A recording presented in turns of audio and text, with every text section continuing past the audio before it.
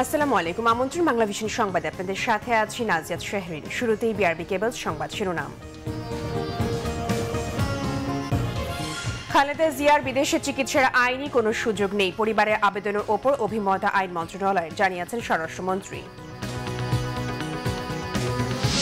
বেগম জিয়ার কিছু হলে দায় নিতে হবে সরকারকেই, হুঁশিয়ারি মির্জা ফখরুলের, বলেছেন রাষ্ট্রপতির সংলাপ অর্থহীন, সমস্যার সমাধান হবে না।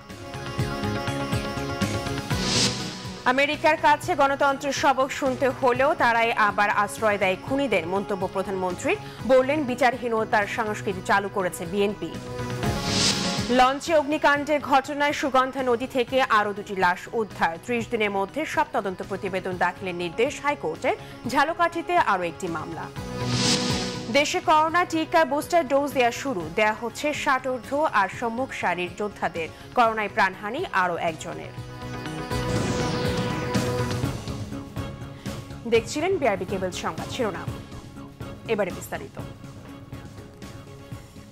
বিএনপি চেয়ারপারসন বেগম খালেদা জিয়ার বিদেশে চিকিৎসার আইনি কোনো সুযোগ নেই, তার পরিবারের আবেদনের ওপর আইন মন্ত্রণালয় এই মত দিয়েছেন বলে জানিয়েছেন স্বরাষ্ট্রমন্ত্রী আসাদুজ্জামান খান।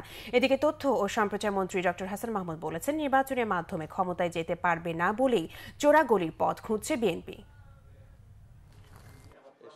সচিবালয়ে মাদকদ্রব্য নিয়ন্ত্রণ উপদেষ্টা কমিটির বৈঠকে স্বরাষ্ট্রমন্ত্রী আসাদুজ্জামান খান জানান, সরকারি সব চাকরি নিয়োগে ডোপ টেস্ট বাধ্যতামূলক। মাদকের বিরুদ্ধে সামাজিক আন্দোলন জোরদারের তাগিদ দেন তিনি।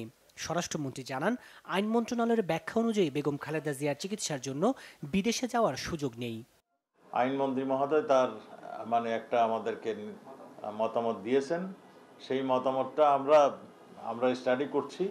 আমরা করে যদি প্রয়োজন মনে করি সেইটা আরও অধিকতর ও জায়গায় আমরা যদি প্রয়োজন হয় তাদের পরামর্শ নিব। বাংলাদেশের অভ্যন্তরে যে কোনো মেডিকেল যে কোনো বিষয়ে চিকিৎসা তার প্রয়োজন মতো নিতে পারবে, এই ধরনের একটা নির্দেশনা ছিল।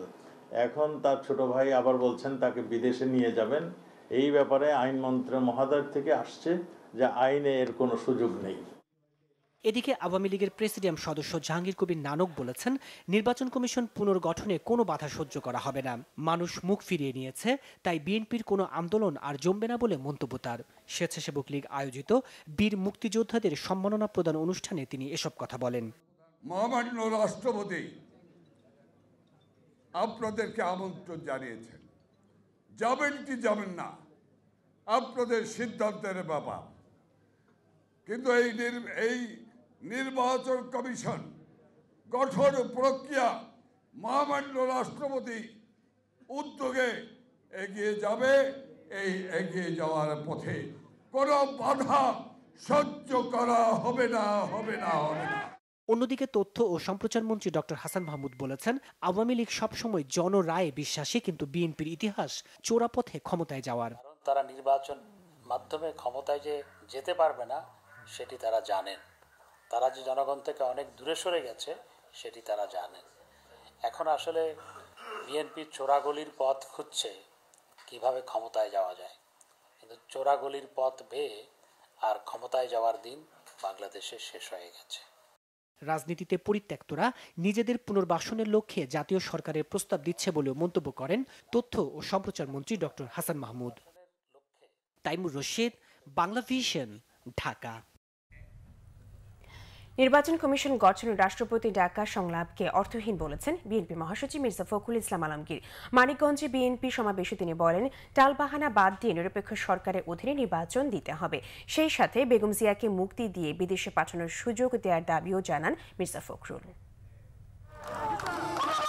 দলের চেয়ারপারসন বেগম খালেদা জিয়ার নিঃশর্ত মুক্তি ও উন্নত চিকিৎসার জন্য বিদেশে পাঠানোর অনুমতি দেওয়ার দাবিতে দেশের বিভিন্ন জেলার মতো মানিকগঞ্জেও সমাবেশ করেছে জাতীয়তাবাদী দল বিএনপি।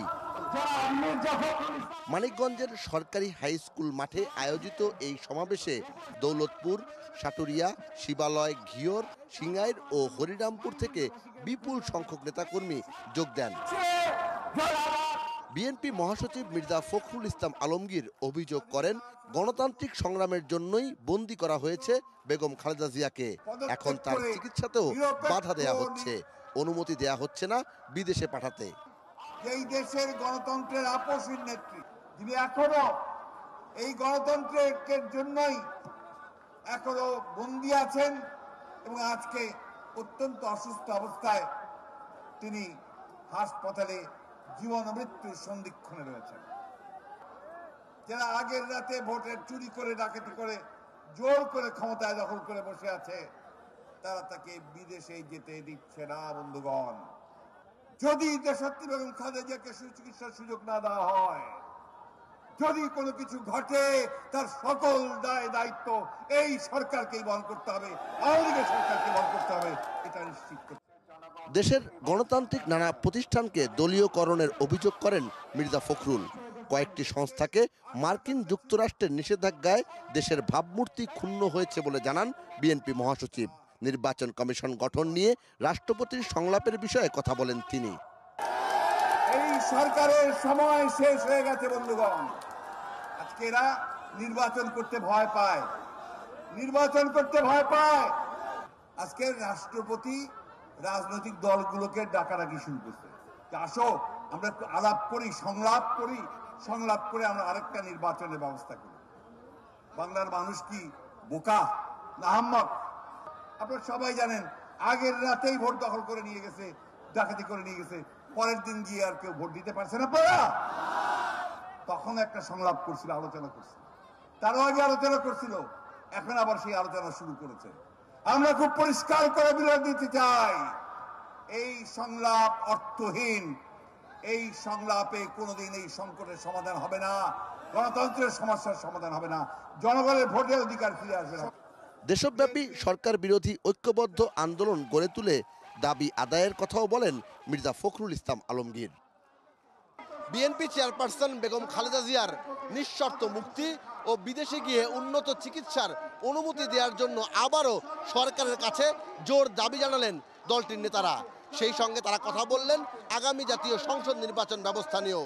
দল নিরপেক্ষ সরকার ছাড়া কোনো ধরনের কোনো নির্বাচনে যাবে না বলে সাফ জানিয়ে দিলেন বিএনপি মহাসচিব। আর এজন্য সারা দেশে জনমত গঠনের উপর তাগিদ দিলেন বিএনপি নেতারা। সিকান্দার রেমান, বাংলা ভিশন, মানিকগঞ্জ। এদিকে বেগম খালেদা জিয়াকে তিলে তিলে নিঃশেষ করে দেওয়ার চক্রান্তের অংশ হিসেবে তাকে সুচিকিৎসার জন্য বিদেশ পাঠানো হচ্ছে না বলে অভিযোগ করেছেন বিএনপি নেতারা। তারা বলেন, রাষ্ট্রপতি সংলাপের মাধ্যমে আরেকটি হুদা মার্কা নির্বাচন কমিশন গঠন করবেন, এটা সবারই জানা। আগামী জাতীয় নির্বাচন কোনো হুদা কমিশনের অধীনে হবে না বলে মন্তব্য করেন বিএনপি নেতারা। বেগম খালেদা জিয়ার মুক্তি ও সুচিকিৎসার জন্য বিদেশ পাঠানোর দাবিতে জেলায় জেলায় সমাবেশ কর্মসূচির অংশ হিসেবে মুন্সিগঞ্জের মুক্তারপুরে সমাবেশ করে জেলা বিএনপি। এতে মুন্সিগঞ্জের বিভিন্ন উপজেলা থেকে নেতাকর্মীরা সমাবেশে যোগ দেন। বক্তব্য রাখেন বিএনপির কেন্দ্রীয় ও স্থানীয় নেতারা। সমাবেশে বিএনপি নেতারা অভিযোগ করেন, চিকিৎসকরা বেগম খালেদা জিয়াকে দেশের বাইরে নিয়ে চিকিৎসার পরামর্শ দিলেও সরকার সেদিকে কর্ণপাত করছে না।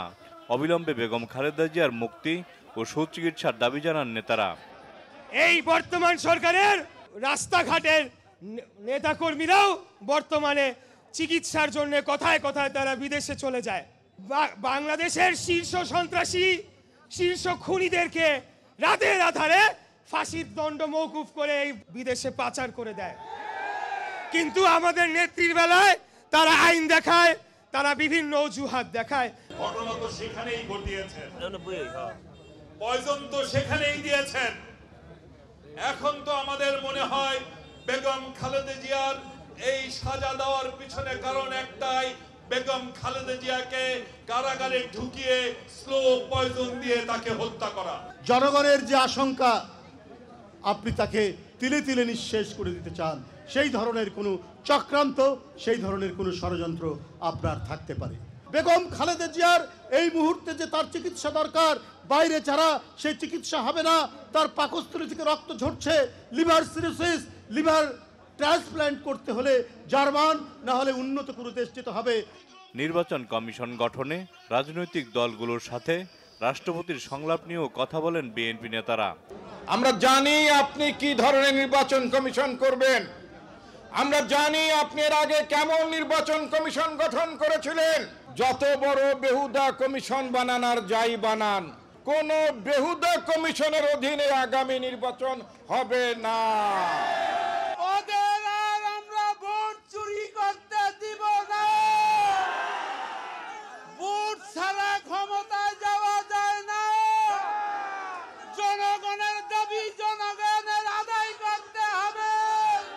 অবিলম্বে নির্দলীয় নিরপেক্ষ সরকারের অধীনে নির্বাচন দেওয়ার দাবি জানান বিএনপি নেতারা। জাহাঙ্গীর আকন্দ, বাংলা ভিশন, মুন্সিগঞ্জ। প্রধানমন্ত্রী শেখ হাসিনা বলেছেন, আমেরিকার কাছে গণতন্ত্রের সবক শুনতে হলেও তারাই আবার খুনিদের আশ্রয় দেয়। তার সরকার কখনো বিচার বিভাগে হস্তক্ষেপ করেনি জানিয়ে প্রধানমন্ত্রী বলেন, স্বাধীন বিচার বিভাগ নিশ্চিত করা হয়েছে। প্রধানমন্ত্রী বলেন, অবৈধভাবে ক্ষমতা দখল করে উর্দি পড়ে প্রলোভন আর নির্যাতন করে গঠন করা দলটি হচ্ছে বিএনপি। জিয়ার বিএনপি গণতন্ত্র ধ্বংস করার পাশাপাশি বিচারহীনতার সংস্কৃতি চালু করেছিল বলে মন্তব্য করেন শেখ হাসিনা। মঙ্গলবার সুপ্রিম কোর্ট জাজেস স্পোর্টস কমপ্লেক্সে সুপ্রিম কোর্ট প্রকাশিত বঙ্গবন্ধু ও বিচার বিভাগ শীর্ষক স্মারকগ্রন্থ এবং ন্যায়কণ্ঠ নামে মুজিব বর্ষের স্মরণিকার ময়ূর উন্মোচন অনুষ্ঠান আয়োজন করা হয়। অনুষ্ঠানে গণভবন থেকে ভার্চুয়ালি যুক্ত হন প্রধানমন্ত্রী শেখ হাসিনা। অনুষ্ঠানে দেয়া বক্তব্যে প্রধানমন্ত্রী বঙ্গবন্ধুর খুনিদের আশ্রয় দেওয়ার প্রসঙ্গ টেনে যুক্তরাষ্ট্রের সমালোচনা করেন। আমেরিকার মতো জায়গা, যারা সবসময় ন্যায় বিচারের কথা বলে, গণতন্ত্রের কথা বলে, ভোটাধিকারের কথা বলে, তারা মানবাধিকারের কথা বলে, কিন্তু আমাদের যে মানবাধিকার লঙ্ঘন হয়েছিল, আমরা যে ন্যায় বিচার পাইনি, তারপর যখন এই বিচার হলো সেই খুনিদের আশ্রয় দিয়ে বসে আছে।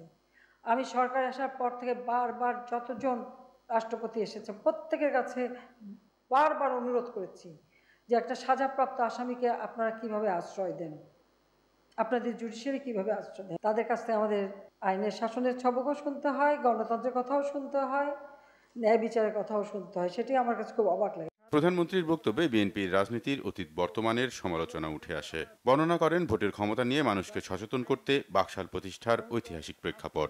ক্ষমতা কুক্ষিগত করা বা ক্ষমতা কেড়ে নেওয়া বা ক্ষমতাকে রাজতন্ত্র কায়েম করা এরকম কোনো চিন্তা কারোর ছিল না। সৈয়দ নজরুল ইসলাম সাহেব বাংলাদেশের, তিনি তখন উপরাষ্ট্রপতি, তার ভাই নির্বাচন করে পরাজিত হন একটা স্কুল মাস্টারের কাছে। আরেকটা ইলেকশন হয়েছিল বোধহয় সিলেটে, সেখানে একটা সাধারণ মানুষ নির্বাচনে জয়ী হয়ে আসে। তো ওই সিস্টেমটা যদি একবার করতে পারতেন, আর সে দেশের জনগণ যখন তার ভোটটা যে কত শক্তিশালী সে সম্পর্কে সচেতন হতে পারত, তাহলে এ দেশে আর কখনো দুঃসময় আসতো না।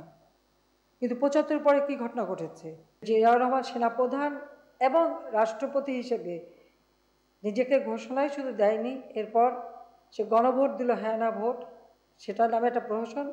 তারপর আবার রাষ্ট্রপতি নির্বাচনও করলো, এবং সেই নির্বাচনটা যে করেছিল সে তখন ঘোষিত রাষ্ট্রপতি প্লাস সেনাবাহিনী প্রধান। আমার প্রশ্ন যে গণতন্ত্রটা তাহলে কোথায়? সরকারের সদিচ্ছার কারণে স্বাধীন বিচার বিভাগ প্রতিষ্ঠার পাশাপাশি ন্যায় বিচার প্রতিষ্ঠায় সরকারের নানা উদ্যোগে উঠে আসে প্রধানমন্ত্রীর বক্তব্যে। যেহেতু আমার বাবা চাইতেন স্বাধীন বিচার ব্যবস্থা, আমরা সরকারে এসে সেই স্বাধীন বিচার ব্যবস্থা আমরা নিশ্চিত করেছি। সাধারণ মানুষের জন্য বিচারের রায় বাংলায় অনুবাদের জন্য আলাদা একটি উইং করারও পরামর্শ দেন সরকার প্রধান। রকুনুজ্জামান, বাংলা ভিশন, ঢাকা। র্যাব কর্মকর্তাদের ওপর মার্কিন নিষেধাজ্ঞা প্রত্যাহারে যুক্তরাষ্ট্রের ল ফার্ম নিয়োগ করা হবে বলে জানিয়েছেন পররাষ্ট্র সচিব মাসুদ বিন মোমেন। এ ব্যাপারে সরকার কাজ করছে বলে জানান তিনি। পররাষ্ট্র মন্ত্রণালয়ে আন্তঃমন্ত্রণালয় বৈঠক শেষে সাংবাদিকদের এসব বলেন পররাষ্ট্র সচিব। তিনি বলেন, র্যাব কর্মকর্তাদের ওপর থেকে কিভাবে মার্কিন নিষেধাজ্ঞা প্রত্যাহার করানো যায় তা নিয়ে সংশ্লিষ্টরা কাজ করছেন। বলেন, নিরাপত্তা খাতে মার্কিন অনুদান নিতে দেশীয় আইনের শর্তাবলী মেনে নিতে সম্মত বাংলাদেশ, তবে বাংলাদেশের আইনের সাথে যাতে সাংঘর্ষিক না হয় সেজন্য এ ব্যাপারে কিছু পর্যবেক্ষণ দিয়ে জবাব দেওয়া হবে বলে জানান তিনি।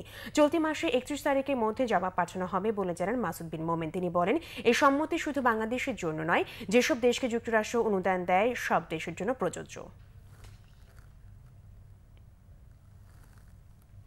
নির্বাচন কমিশন গঠন আইন প্রণয়ন সহ ৬ দফা প্রস্তাবনা রাষ্ট্রপতির কাছে জমা দিয়েছে বাংলাদেশের ওয়ার্কার্স পার্টি।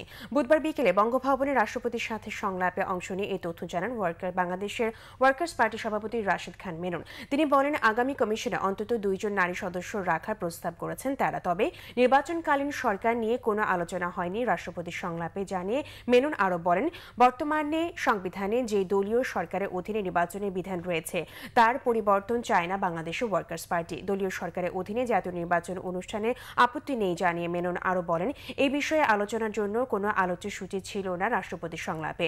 জাতীয় সংসদের নতুন বছরের প্রথম অধিবেশনে নির্বাচন কমিশন গঠন আইন প্রণয়নের প্রস্তাব করেন ওয়ার্কার্স পার্টির নেতারা।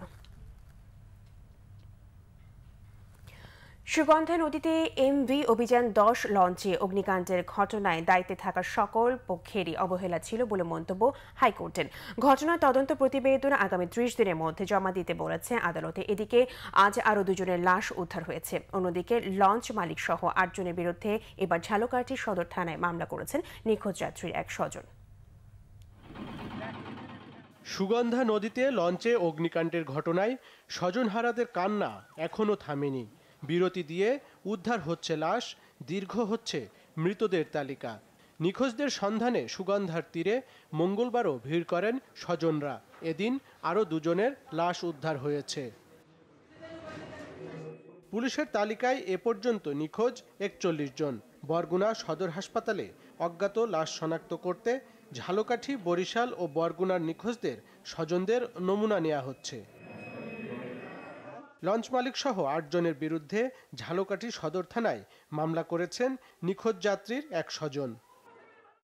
এদিকে অভিযান 10 লঞ্চটি ত্রুটিপূর্ণ ছিল কিনা, এটি দেখভালের দায়িত্ব যাদের, তারা সে দায়িত্ব পালন করেছে কিনা, এসব বিষয়ে চলছে নানা আলোচনা।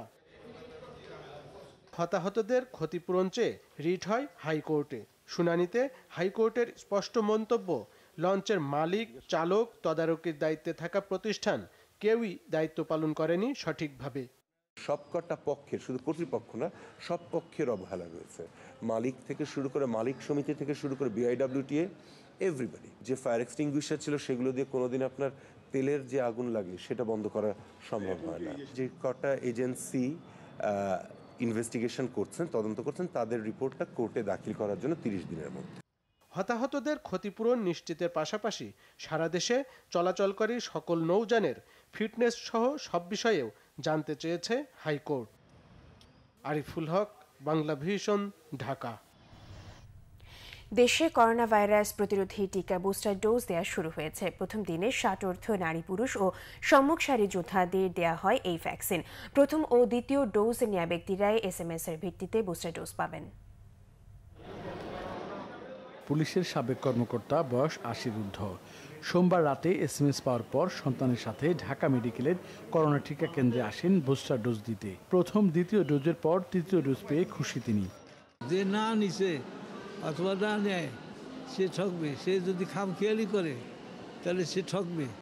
মঙ্গলবার স্বাস্থ্য অধিদপ্তর নির্ধারিত সরকারি হাসপাতালগুলোতে আনুষ্ঠানিকভাবে শুরু হয় করোনার বুস্টার ডোজ কার্যক্রম। প্রথম দিনে SMS পাওয়া 60 ঊর্ধ্ব নারী ও পুরুষ এবং সম্মুখ সারির যোদ্ধাদের ফাইজার কোম্পানির এই ভ্যাকসিন দেয়া হয়। 60 আপের উপর যারা আছেন তাদেরকে আমরা বুস্টার ডোজ দিচ্ছি, আর যারা আমরা সেকেন্ড ডোজ নিয়েছি যাদের 6 মাস হয়ে গেছে সেই অনুপাতে স্যার আমাদের এখান থেকে মেসেজ দেওয়া হয়েছে, মেসেজের মাধ্যমে আমরা বুস্টার ডোজ দিয়েছি। সবাই মানে টিকা গ্রহণে অনেক আগ্রহী এবং আমাদের সেন্টারে কোনো AFI বা কোনো রকম কোনো অসুবিধা হয় নাই। সকাল 9টা থেকে বেলা 2:30 পর্যন্ত চলে ভ্যাকসিনেশন কার্যক্রম। ঢাকা মেডিকেল কলেজের জরুরি বিভাগ ও শেখ হাসিনা বার্ন ইউনিটেড ভ্যাকসিন কেন্দ্রেও দেয়া হয় বুস্টার ডোজ। কোনো ধরনের ঝামেলা ছাড়া সহজে ভ্যাকসিন নিতে পেরে সন্তোষ প্রকাশ করেন তারা। ফাইজারে বুস্টার ডোজ নিলাম, দেওয়ার সময় কোনো ব্যথা পাই নাই, খুব ভালো লাগলো। আশা করি আমাদের বয়সী যারা আছেন, 60 ঊর্ধ্ব যারা আছেন, মেসেজ পাওয়ার পর সবাই আসবে। এত সহজে এত তাড়াতাড়ি বুস্টার ডোজ পেয়ে যাব এটা আশা করি নাই। মেসেজ পেয়েছি রাতের বেলা, সকালে আমি চলে আসছি এবং সুন্দরভাবে আমি এই টিকাটা গ্রহণ করলাম। আমি দিয়েছি, আমার কোনো অসুবিধা হয়নি, আপনারাও দিয়ে নেন, কোনো অসুবিধা আমি তো মনে করছি না। কর্তৃপক্ষ জানায়, যারা এই টিকা কেন্দ্রে করোনার প্রথম ও দ্বিতীয় ডোজ নিয়েছিলেন সেই সব 60 ঊর্ধ্ব মানুষদের বুস্টার ডোজ দেওয়া হচ্ছে। ফার্স্ট ডোজটাকে ম্যান্ডেটরি, আমাদেরকে বলা হয়েছে যে 5:1 অনুপাতে যেন ফার্স্ট ডোজ সেকেন্ড ডোজটাকে কার্যক্রম সচল রেখে আমরা বুস্টারটাকে এনকারেজ করব। কেন্দ্রগুলোতে বুস্টার ডোজের পাশাপাশি সাধারণ মানুষ এবং প্রবাসীদের এই ভ্যাকসিনেশন কার্যক্রমও চলছে। পরিস্থিতি মোকাবেলায় এই কার্যক্রম আরও জোরদারের পরামর্শ দিয়েছেন স্বাস্থ্য বিশেষজ্ঞরা। প্রথম কাজ হচ্ছে দেশের 80% মানুষকে 2 ডোজ টিকার আওতায় আনা। এ কারণে টিকা দানের জন্য যে কর্মসূচি সেটাকে জোরদার করা, গতিশীল করা। কারণ আমরা জানি ইতিমধ্যেই দায়িত্বশীল মহলের পক্ষ থেকে বলা হয়েছে টিকা প্রাপ্তি এবং সরবরাহে কোনো ঘাটতি নাই। সৈকত সাদিক, বাংলা ভিশন, ঢাকা। দেশে করোনায় মৃত্যু কমলেও বেড়েছে শনাক্তের হার। গেল 24 ঘন্টায় মারা গেছেন এক নারী। মঙ্গলবার স্বাস্থ্য অধিদপ্তরের বিজ্ঞপ্তিতে জানানো হয়, করোনায় দেশে এ পর্যন্ত 28,062 জন প্রাণ হারিয়েছেন। গত 24 ঘন্টায় 18,938 জনের নমুনা পরীক্ষায় আরও 397 জনের শরীরে করোনা ভাইরাস শনাক্ত হয়েছে। সারা দেশে এ পর্যন্ত 15,84,023 জন করোনায় আক্রান্ত হয়েছেন। একদিনে নতুন করে সুস্থ হয়েছেন 294 জন। মোট সুস্থ 15,48,044 জন। পরীক্ষা বিবেচনায় শনাক্তের হার 2.10, সুস্থ 97.73% এবং মৃতের হার 1.77%।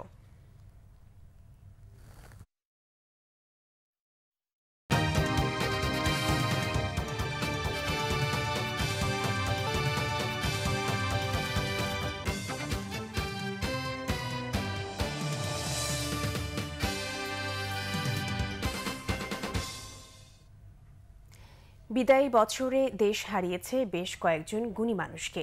তাদের মধ্যে রয়েছেন জাতীয় অধ্যাপক, সাহিত্যিক, রাজনীতিক, সাংস্কৃতিক ব্যক্তিত্ব ও সাংবাদিক। 2021 সালে মারা যাওয়া এমন কয়েকজনকে স্মরণ করিয়ে দিয়েছেন মিরাজ হোসেন গাজী।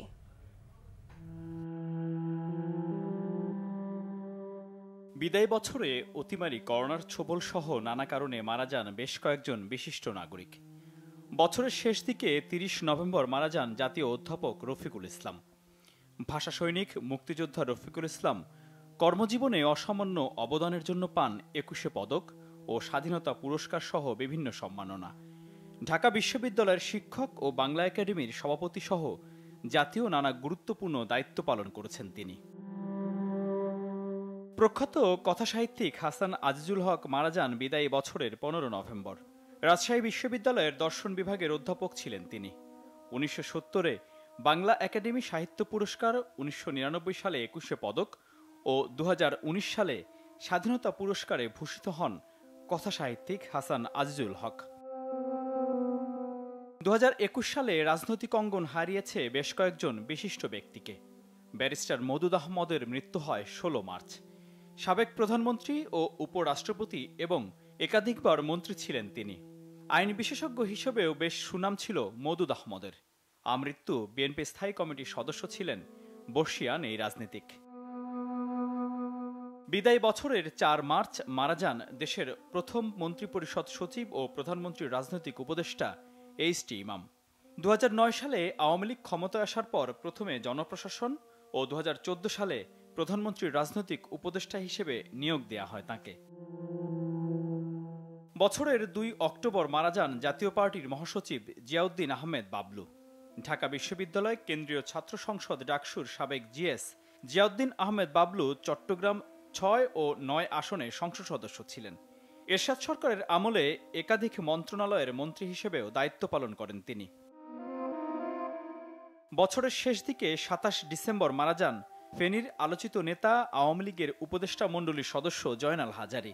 1986, 91 ও 1996 3 মেয়াদে সংসদ সদস্য ছিলেন তিনি। সারাহ বেগম কবরী। চলচ্চিত্রের মিষ্টি মেয়ে কবরী নামে বেশ পরিচিত তিনি। 50 বছরেরও বেশি সময়ে অভিনয় জীবনে 1.5 শতাধিক চলচ্চিত্রে সরব উপস্থিতি ছিল তার। 2008 সালে সংসদ সদস্য নির্বাচিত হন কবরী। বিদায়ী বছরের 17 এপ্রিল মারা যান তিনি। হেফাজতে ইসলাম বাংলাদেশের সাবেক আমির জুনায়েদ বাবুনগরী মারা যান বিদায়ী বছরের 19 আগস্ট। সংগঠনের প্রতিষ্ঠার সময় থেকেই তিনি গুরুত্বপূর্ণ দায়িত্ব পালন করেছেন। দেশের শীর্ষ এই আলেম 74 বছর বয়সে মারা যান। 2021 সালে সাংস্কৃতিক অঙ্গন থেকেও হারিয়ে গেছেন গুণী বেশ কয়েকজন। 20 ফেব্রুয়ারি মারা যান জনপ্রিয় অভিনেতা এটিএম শামসুজ্জামান। শ্রেষ্ঠ অভিনেতা, শ্রেষ্ঠ পার্শ্ব অভিনেতা, জাতীয় চলচ্চিত্র পুরস্কার ও 21 পদকে ভূষিত হন অভিনেতা, পরিচালক ও চিত্রনাট্যকার এটিএম শামসুজ্জামান। আরেক গুণী ব্যক্তিত্ব অধ্যাপক ইনামুল হক মারা যান 11 আগস্ট। বুয়েটের সাবেক শিক্ষক, নাট্যকার ও নির্দেশক ইনামুল হক ছিলেন নাগরিক নাট্য সম্প্রদায়ের অন্যতম প্রতিষ্ঠাতা সদস্য। জনপ্রিয় ফোক ও গণসঙ্গীত শিল্পী ফকির আলমগীর মারা যান 23 জুলাই। 1950 সালের 21 ফেব্রুয়ারি ফরিদপুরের ভাঙ্গা উপজেলার কালামৃধায় জন্ম তাঁর। 21 পদকপ্রাপ্ত ফকির আলমগীরের রয়েছে অসংখ্য কালজয়ী গান। বিশিষ্ট রবীন্দ্রসঙ্গীত শিল্পী মিতা হক চিরবিদায় নেন 11 এপ্রিল। তিনি ছিলেন বাংলাদেশ বেতারে সর্বোচ্চ গ্রেডের তালিকাভুক্ত শিল্পী। 2006 সালে শিল্পকলা পদক, 2020 সালে 21 পদকে ভূষিত হন গুণী এই শিল্পী। বিশিষ্ট সাংবাদিক, কলামিস্ট ও গবেষক সৈয়দ আবুল মকসুদ মারা যান বছরের শুরুর দিকে 23 ফেব্রুয়ারি। সাহসী এই কলম সৈনিকের লেখনীতে রাজনীতি ও সমাজের স্পষ্ট ধারণা পাওয়া যেত। বাংলা সাহিত্যে সামগ্রিক অবদানের জন্য বাংলা একাডেমি পুরস্কার পান সৈয়দ আবুল মকসুদ।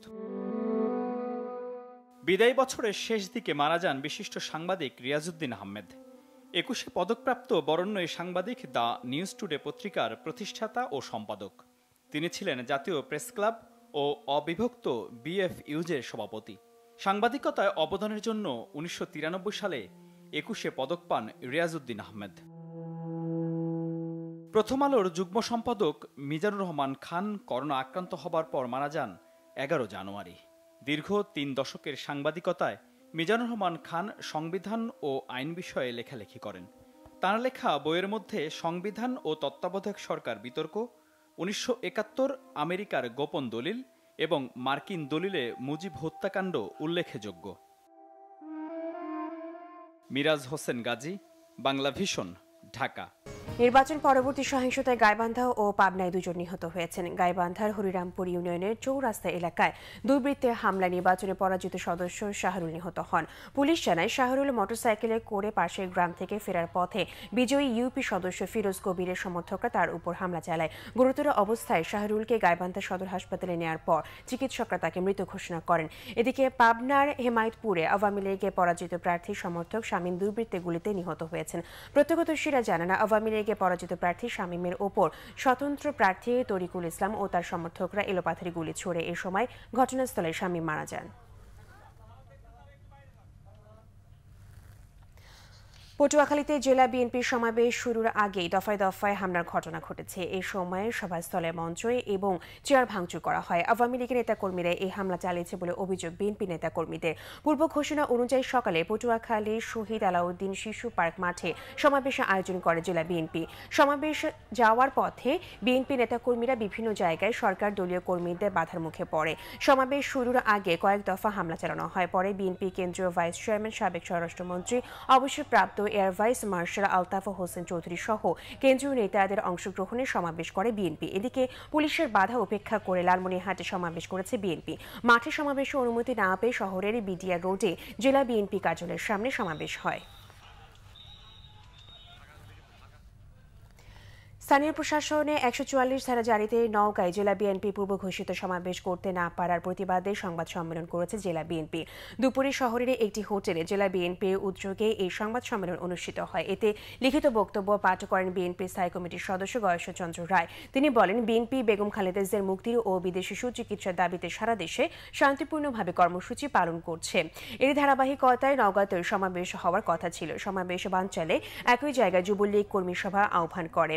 গয়েশ্বরচন্দ্র রায় বলেন, বেগম জিয়া বিএনপি ও জনগণকে ভয় পায় বলে সরকার বিভিন্ন কৌশলে 144 ধারা জারি করে সমাবেশ বানচাল করে।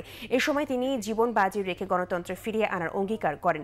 সংবাদ সম্মেলনে উপস্থিত ছিলেন বিএনপি চেয়ারপারসন উপদেষ্টা মিজানুর রহমান মিনু, সাংগঠনিক সম্পাদক রুহুল কুদ্দুস তালুকদার দুলু সহ সাংগঠনিক সম্পাদক ওবায়দুল হক চন্দন সহ বিএনপি নেতাকর্মীরা। নারায়ণগঞ্জ সিটি কর্পোরেশন নির্বাচনে প্রতীক বরাদ্দ করা হয়েছে। উত্তেজনা ও চ্যালেঞ্জ থাকলেও আগের মতোই জয়ের ব্যাপারে আশাবাদী আওয়ামী লীগের প্রার্থী ডাক্তার সেলিনা হায়াত আইভী।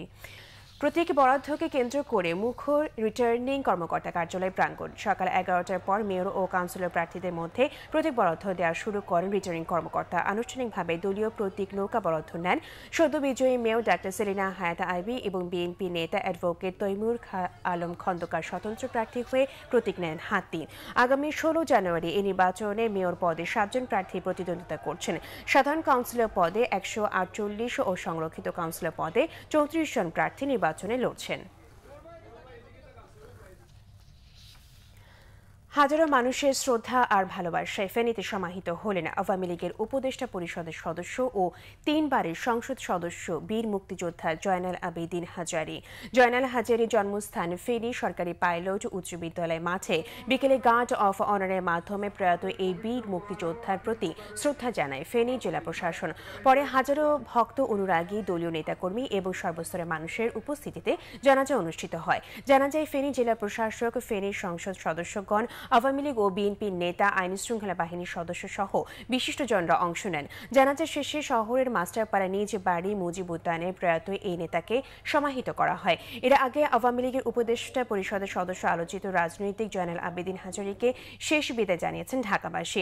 মঙ্গলবার সকাল 10টায় জাতীয় মসজিদ বায়তুল মোকাররমে তার প্রথম জানাজা অনুষ্ঠিত হয়। জানা যায় আওয়ামী লীগের বিভিন্ন স্তরে নেতাকর্মীরা অংশ নেন। সোমবার রাজধানীর একটি হাসপাতালে চিকিৎসাধীন অবস্থায় মারা যান জয়নাল হাজারী। বর্ষিয়ানে এই রাজনীতিবিদ কিডনি, হৃদরোগ সহ বার্ধক্যজনিত নানা রোগে ভুগছিলেন।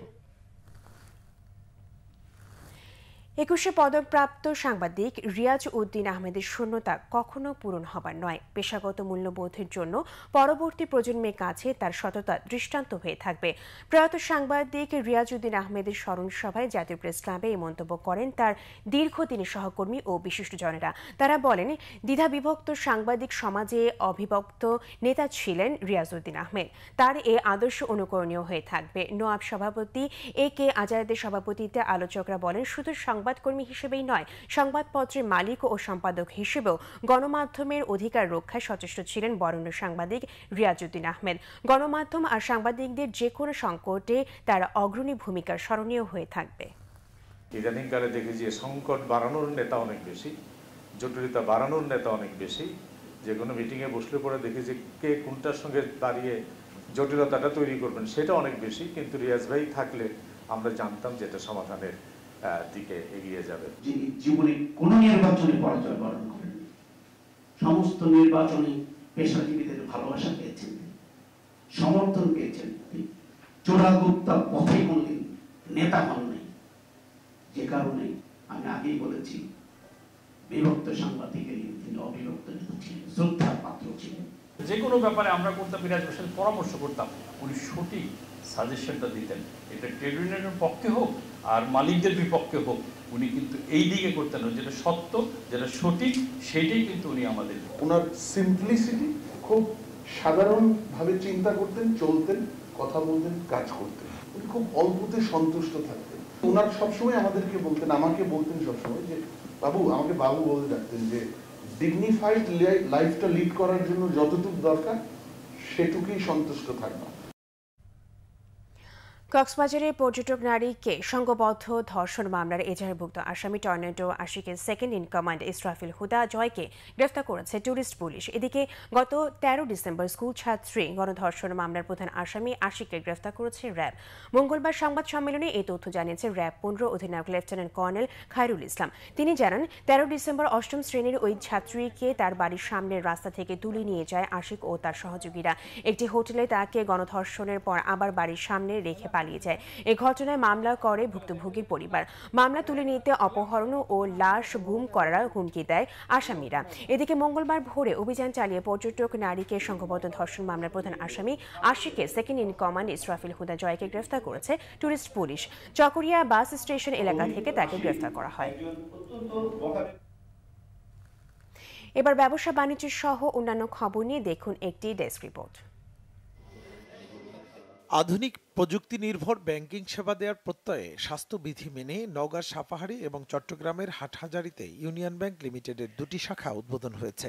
ভিডিও কনফারেন্সের মাধ্যমে শাখা দুটির উদ্বোধন করেন ব্যাংকের ব্যবস্থাপনা পরিচালক ABM মোজাম্মেল হক চৌধুরী। এ সময় বিশেষ অতিথি হিসাবে উপস্থিত ছিলেন ইউনিয়ন ব্যাংকের অতিরিক্ত ব্যবস্থাপনা পরিচালক মোহাম্মদ হাবিবুর রহমান, উপব্যবস্থাপনা পরিচালক হাসান ইকবাল, মোহাম্মদ নজরুল ইসলাম, নওগাঁর সাপাহার উপজেলার ভাইস চেয়ারম্যান মোহাম্মদ আব্দুর রশিদ।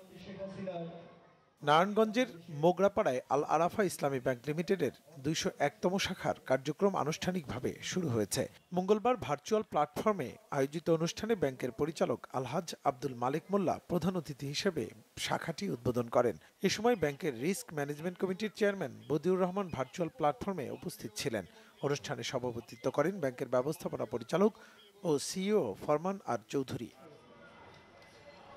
ন্যায়সঙ্গত পাওনা, গ্রাজুয়েটি ও ভবিষ্যৎ তহবিল পিএফ সহ অন্যান্য সুবিধার দাবিতে সংবাদ সম্মেলন করেছে রাষ্ট্রায়ত্ত পাটকল কর্পোরেশন অবসরপ্রাপ্ত কর্মকর্তা কর্মচারী সমন্বয় পরিষদ। মঙ্গলবার এক সংবাদ সম্মেলনে সকল পাওনা বুঝিয়ে না দিলে ভবিষ্যতে কঠোর আন্দোলনের হুঁশিয়ারিও দেওয়া হয় সংবাদ সম্মেলনে। বিজয় দিবস উপলক্ষে বীর মুক্তিযোদ্ধাদের সম্মাননা দিয়েছে নোঙ্গর সমাজ কল্যাণ সংঘ নামের একটি সামাজিক সংগঠন। রাজধানীর সবুজবাগে মহান মুক্তিযুদ্ধের চেতনা বাস্তবায়নে যুব সমাজের ভূমিকা শীর্ষক আলোচনা সভায় অংশ নেন সংস্কৃতি বিষয়ক প্রতিমন্ত্রী KM খালিদ। আমিনুল ইসলাম উজ্জ্বলের সভাপতিত্বে আয়োজিত অনুষ্ঠানে আওয়ামী লীগ নেতা কাজী মোর্শেদ হোসেন কামাল সহ আরও অনেকে উপস্থিত ছিলেন। বিএনপির সাংগঠনিক সম্পাদক সৈয়দ ইমরান সালেহ প্রিন্স বলেছেন, বেগম খালেদা জিয়ার স্বাস্থ্যের ক্ষতি হলে দায়ী থাকবে সরকার। তিনি বলেছেন, বেগম খালেদা জিয়ার মেডিকেল বোর্ড উন্নত ও উপযুক্ত সুচিকিৎসার জন্য অবিলম্বে বিদেশে সুচিকিৎসার সুপারিশ জানালেও সরকার তার বিদেশে যাবার ক্ষেত্রে প্রতিবন্ধকতা সৃষ্টি করেছে। মঙ্গলবার সকালে কিশোরগঞ্জে সদর উপজেলা বিএনপির প্রতিনিধি সভায় তিনি এ কথা বলেন। কারওয়ান বাজার ব্যবসায়ী কল্যাণ সমিতি কাপবাক্স প্রিমিয়ার ক্রিকেটে চ্যাম্পিয়ন হয়েছে নূর বিল্ডার্স। শ্বাসরুদ্ধকর ফাইনালে তারা 2 উইকেটে হারিয়েছে নিউ জনতাকে। বিজি প্রেস মাঠে নিউ জনতা প্রথমে ব্যাট করে 133 রান করে, জবাবে 2 ওভার হাতে রেখে জয় তুলে নেয় নূর বিল্ডার্স। ফাইনাল শেষে পুরস্কার বিতরণ করেন কারওয়ান বাজার প্রগতি সংঘের সভাপতি মোশাররফ হোসেন ও কাপবাক্স সভাপতি Monir Hossain. Bangla vision news desk. সংবাদ শেষ করব বিআরবি কেবল শিরোনামগুলো আরেকবার জানিয়ে। খালেদা জিয়ার বিদেশে চিকিৎসার আইনি কোনো সুযোগ নেই, পরিবারের আবেদনের ওপর অভিমত আইন মন্ত্রণালয় জানিয়েছেন স্বরাষ্ট্রমন্ত্রী। বেগম জিয়ার কিছু হলে দায় নিতে হবে সরকারকে, হুঁশিয়ারি মির্জা ফখরুলের। বলেছেন, রাষ্ট্রপতির সংলাপ অর্থহীন, সমস্যার সমাধান হবে না। আমেরিকার কাছে গণতন্ত্রের সবক শুনতে হলেও তারাই আবার আশ্রয় দেন খুনিদের, মন্তব্য প্রধানমন্ত্রীর। বললেন, বিচারহীনতার সংস্কৃতি চালু করেছে বিএনপি। লঞ্চে অগ্নিকাণ্ডের ঘটনায় সুগন্ধা নদী থেকে আরও 2টি লাশ উদ্ধার। 30 দিনের মধ্যে সব তদন্ত প্রতিবেদন দাখিলের নির্দেশ হাইকোর্টের। ঝালকাঠিতে আরও একটি মামলা।